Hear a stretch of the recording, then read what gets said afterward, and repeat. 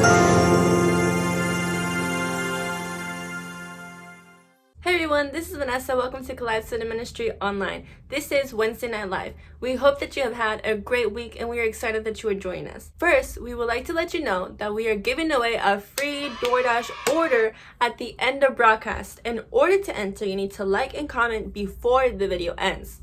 We will announce the winner in the comment section at the end of broadcast, so stay tuned and good luck. All the information you need is emailed out in our newsletter each week, so check it out and let us know if you need help getting in. Thank you all for joining us. We're glad you are here. Remember to like and comment for a chance to win the prize, and share this video to help others see it.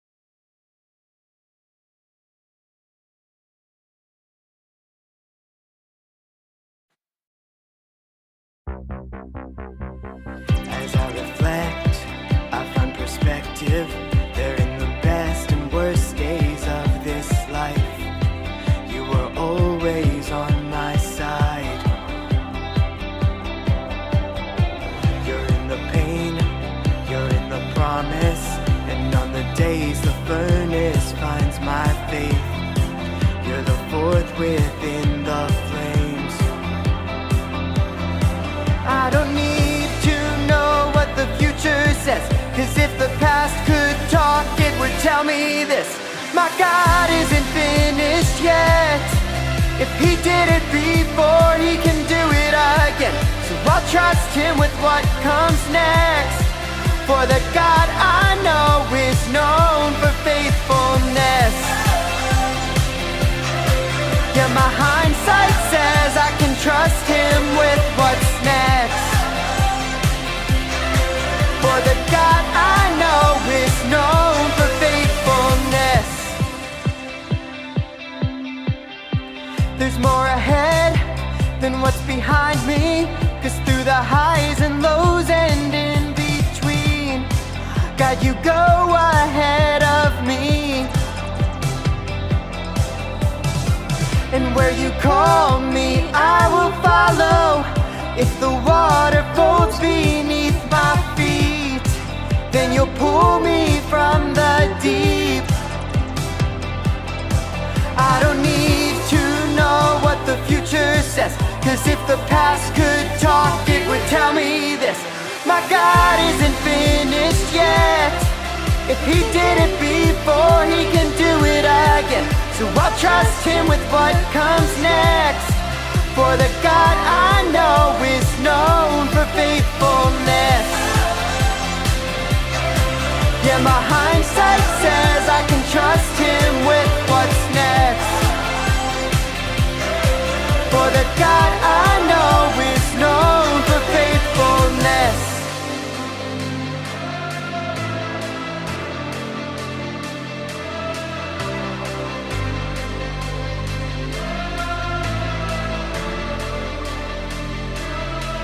I don't need to know what the future says, 'cause if the past could talk, it would tell me this: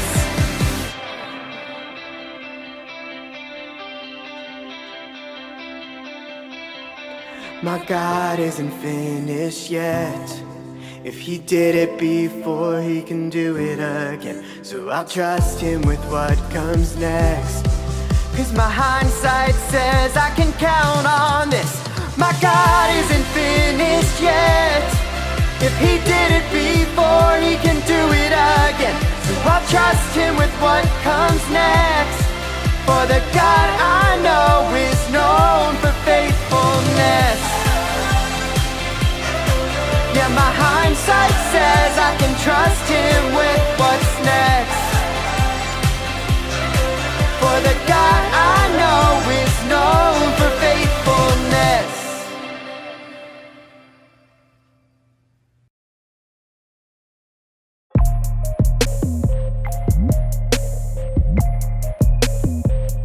Hey everybody, welcome back to Collide Student Ministry Online. My name is Matt and I'm so glad you are here with us. We are in week 3 of our series called The Haves and the Have-Nots. Just to recap, the idea behind this series is something that I believe we all wrestle with. Some of us know it and we could say it and admit it.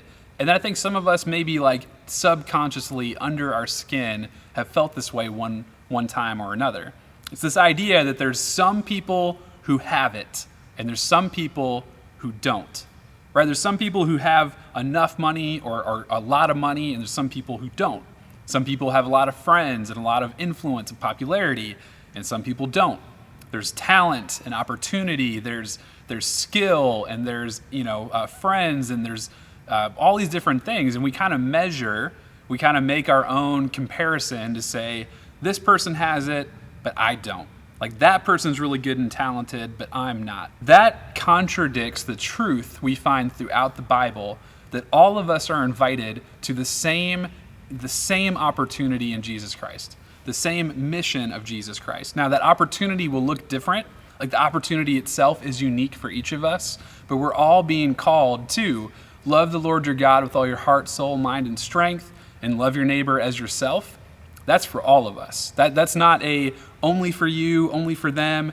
Hey, I think that person's good enough. That person's got enough friends. That person's got enough talent. No. All of us are invited into that mission. to go and make disciples and baptize them in the name of the Father, the Son, and the Holy Spirit, and teach them the ways, that I've commanded you. That's for all of us. That's for every single one of you. As for me, it's for your friends, for your family, right? There's not a category of who's invited to follow Jesus, who's invited to be a kingdom worker, and who's not. So we can compare and we can make a list. And sometimes, it's fun. Sometimes it's fun to rank what's the best Marvel movie ever. Who's the best basketball player ever? It's Michael Jordan. What's the least powerful superhero? Like whatever. Like you can make a list and you can have fun, but that's just for fun. But when it comes to life, when it comes to things that really matter, and nothing matters more than knowing and understanding what God says about you and what is true about the mission of following Jesus Christ. So in this sense that we're all created in the image of God, we've all been invited to this life-changing salvation that only comes from Jesus Christ. We've all been invited. No one is not good enough. No one is too good, right? We're all in the same place in this one particular truth that we all have the same Savior. We're under the same call, the same banner of Jesus. So what I would like to know from you in the comment section, please tell us. If you want to tell us what your favorite Marvel movie is, awesome. So go ahead and take a second and do that. If you have an idea who your least favorite Marvel character, you could tell us that too. Okay, so think on that. Best movie, your least favorite character. But the most important question, we're talking today about the future. My most important question for you is when it comes to how you feel about your future, I want you to pick one word that describes how you feel about your future, and then type that in the comment section. It's one word you feel about your future.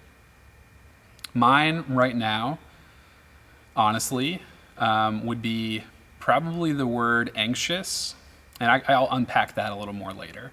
So that's mine. I'm a little anxious about the future, and I'll tell you a little bit more why in a couple minutes. But what about you? What's one word that you think about the future?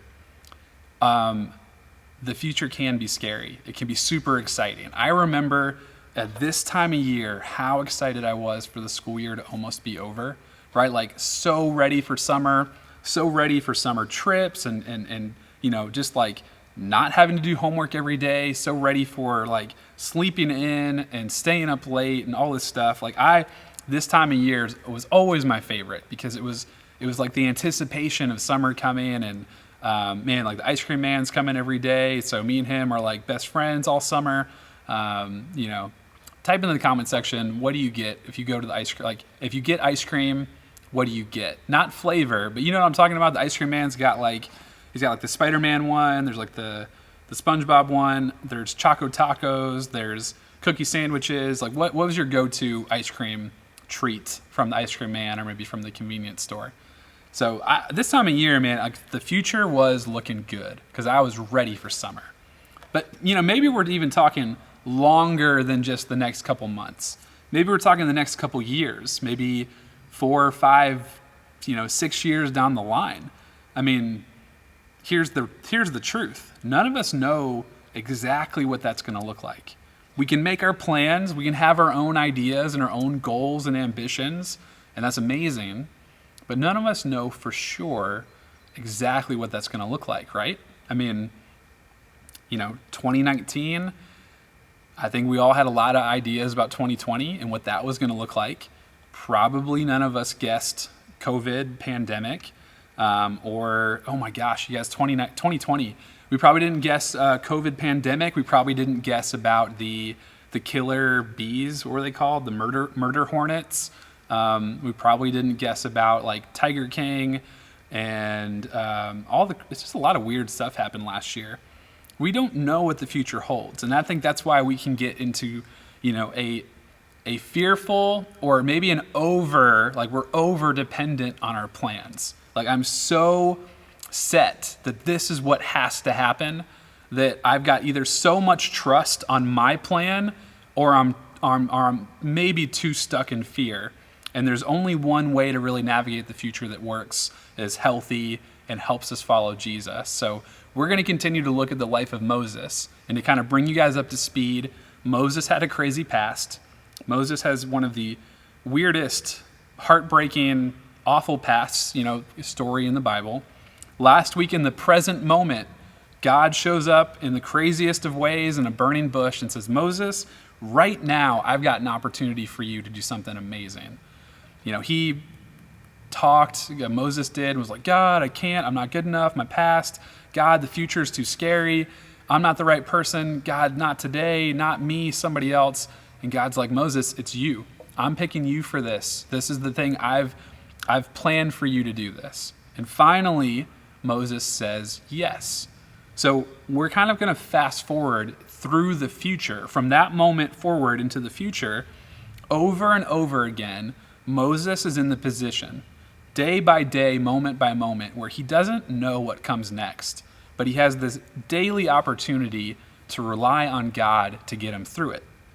I'm not going to read all of this. This is chapters and chapters of the book of Exodus, so I encourage you to find some time to read through these stories because they are amazing.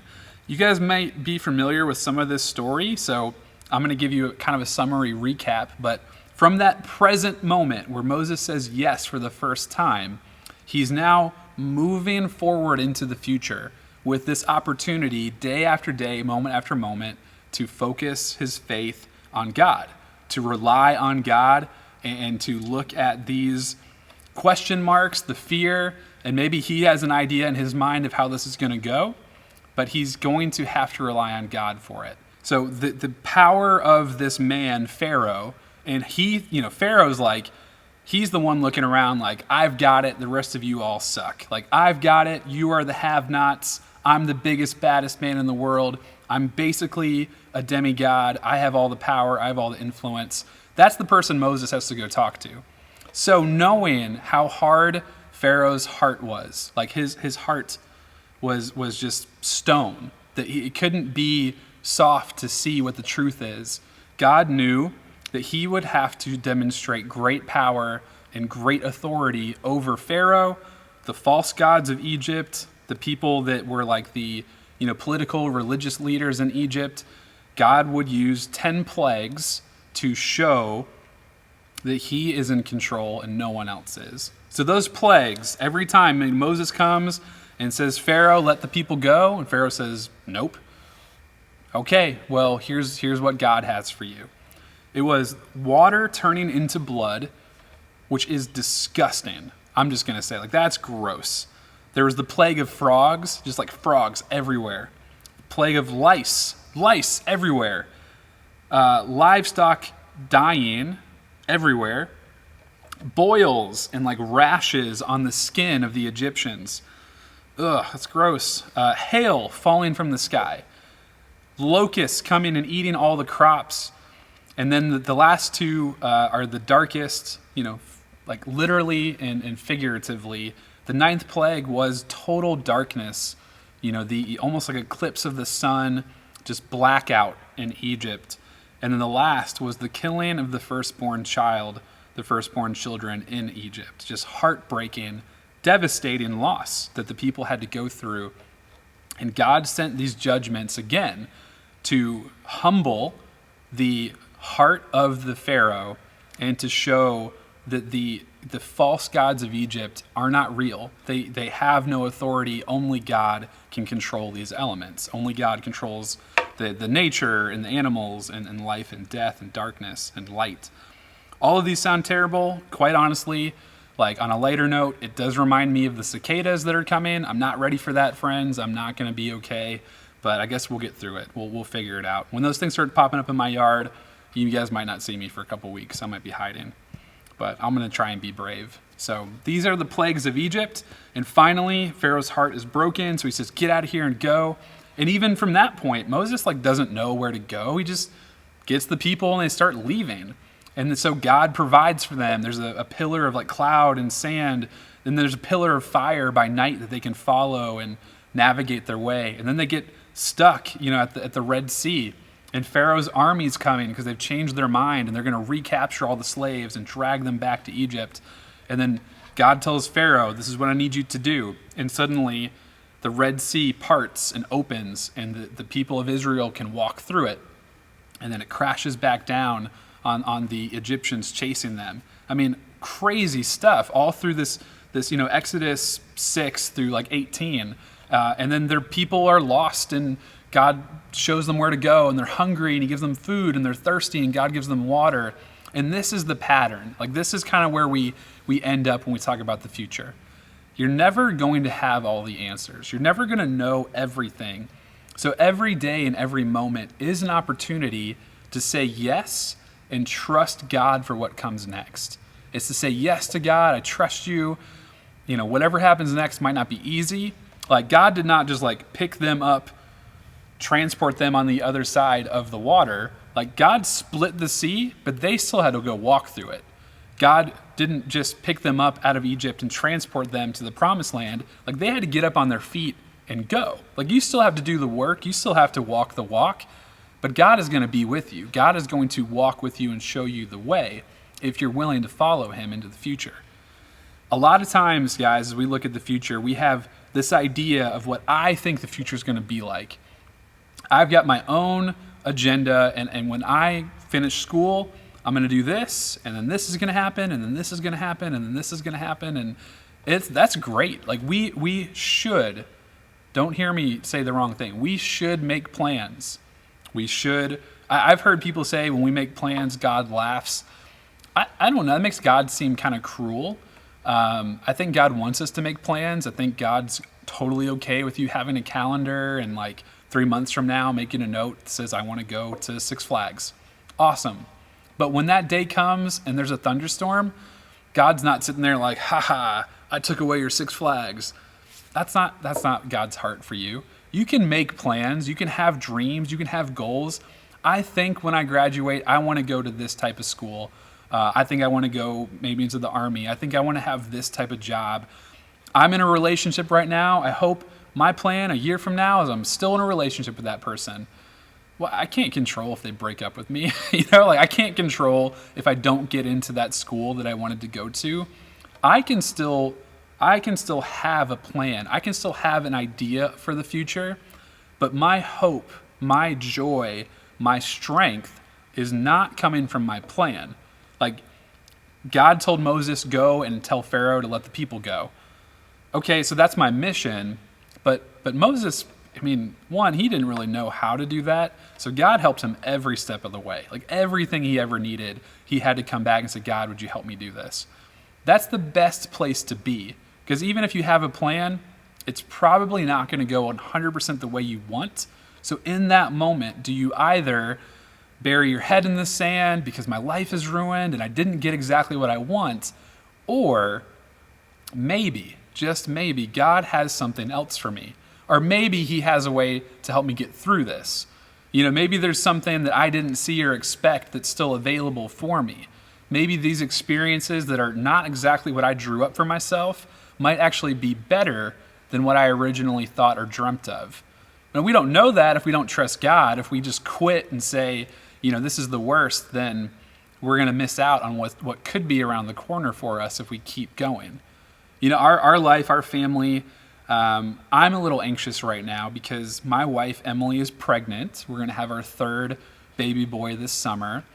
And there's a really, really good chance we'll find out later this week that my wife has a particular health complication that might mean our baby has to come a lot earlier than planned. It's kind of scary because we don't know how bad it is. We don't know how early he might have to come, like a couple weeks early, a month early, like we don't know yet. So our opportunity is in front of us to, and by the way, there's nothing we can really do about it. It's not a condition that it's like, oh, just take a little bit of medicine and it goes away.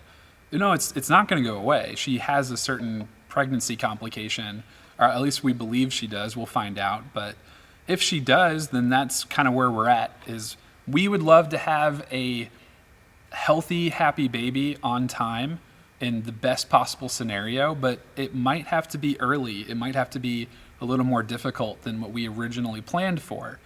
So we have to make this decision to trust God for what comes next, because I don't know. I don't know what this means for us. I don't know what it means for our son who's supposed to be coming this summer. I just don't know, right? I don't know what that looks like or what it feels like or how it's all going to work. So this is an opportunity to either trust God and say, God, I just know whatever's going to happen next. We still need to do our part, but God, I trust you to do yours. I trust you to give us the strength to get up every day.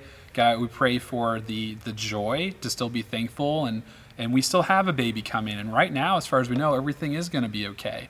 So when my options are in front of me, I can either live in despair because I don't know, or I can live in hope. I can live in faith. I can live in trust.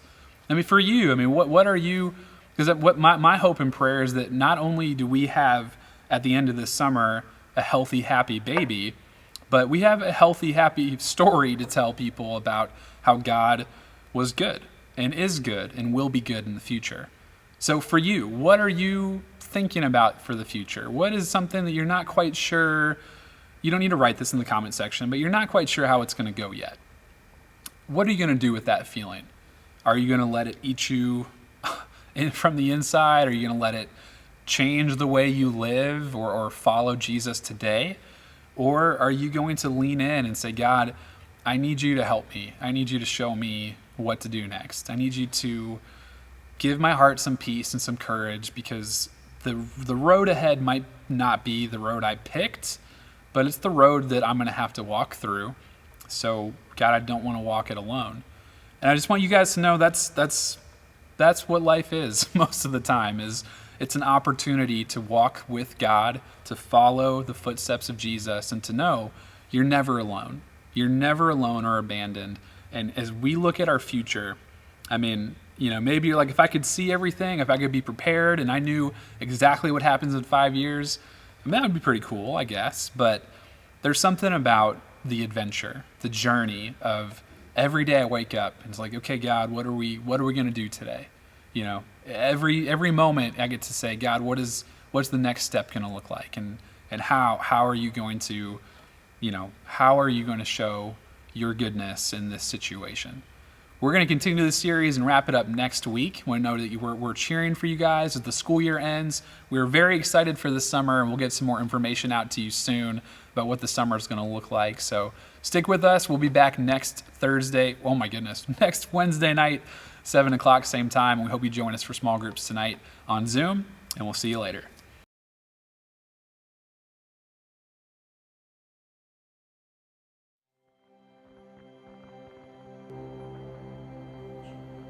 Like the frost on a rose, winter comes for us all.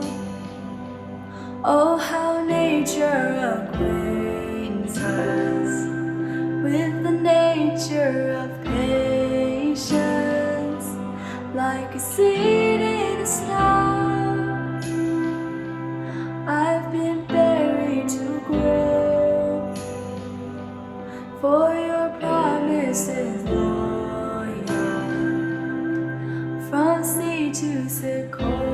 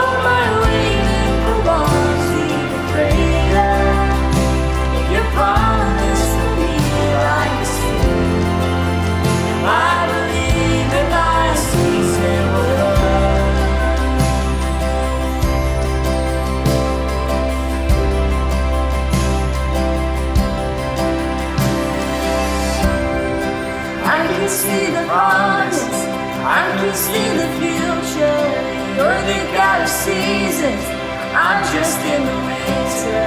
All I know of harvest is that it's worth my patience. And if you're not done working, God, I'm not done waiting. You can see my promise, even in the winter.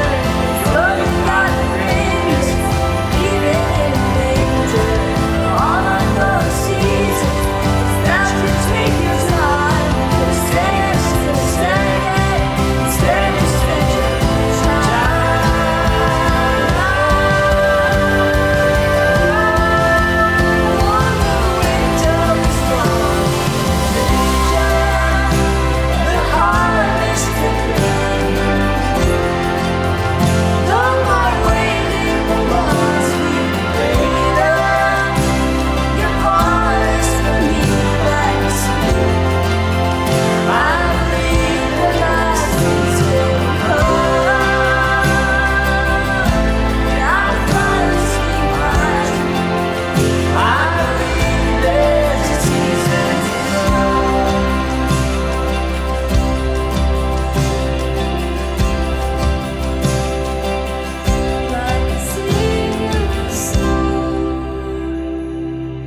for the sake of a song from Bethlehem's soil grew Calvary's sequoia.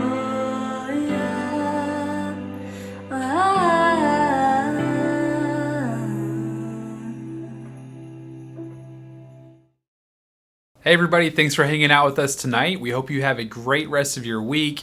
Just want you to know, again, we're praying for you guys all the time, and we're cheering for you as the school year wraps up.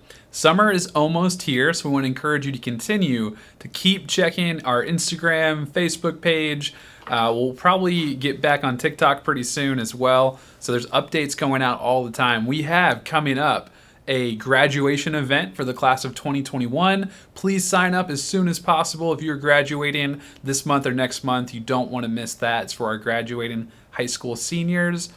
This Sunday, May 23rd, we have a worship workshop. If any of you are interested in learning more about singing, playing an instrument, lights, camera, sound, anything in the tech booth, you want to check it out. We got some free food. That's going to be after church, 1 to 3 o'clock on Sunday. And then Sunday evening, we're having another bonfire event outside here at the building. It's going to be a ton of fun. Don't miss it. We hope you invite a friend and come hang out with us this Sunday, again, May 23rd. Bonfires from 6 to 8 o'clock. And both of these events are free. And then we'll have our summer stuff up soon for you guys to check out. A lot of stuff coming soon for you guys. So again, love you all, praying for you. Hope to see you tonight at small groups, and congratulations to whoever won a DoorDash prize this week. We'll see you later.